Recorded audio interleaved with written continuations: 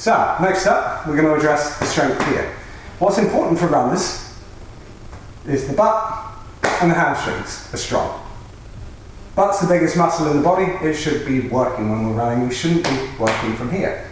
So, like we said in the prerequisites, what we're looking for here is we can hold one leg straight, both hips kind of the same height the whole time, and you should be able to sink and lift again 10 times without too much of a problem. Yeah, it will start to feel tired and tough at the end.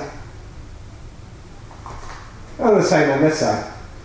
So, if you can't do this, for whatever reason, we can start much easier. So we can lift the butt and roll the spine back down. So you can find a height that works for you. If that's just here today, that's entirely fine. Lift as high as you can and roll on down and do as many reps as you can until you start to feel that you shake or get too tired. From there, a progression. Something that makes this harder.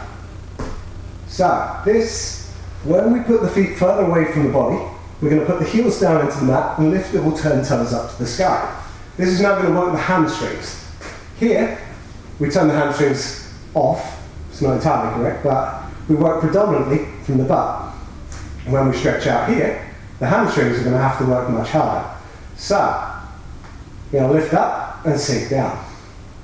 If that isn't enough of the challenge, you can always put the feet further away. And then, if that isn't enough of a challenge, you can stretch one leg out and work here. So this will feel a hell of a lot more in the hamstrings. There we go. That's glute bridge exercises.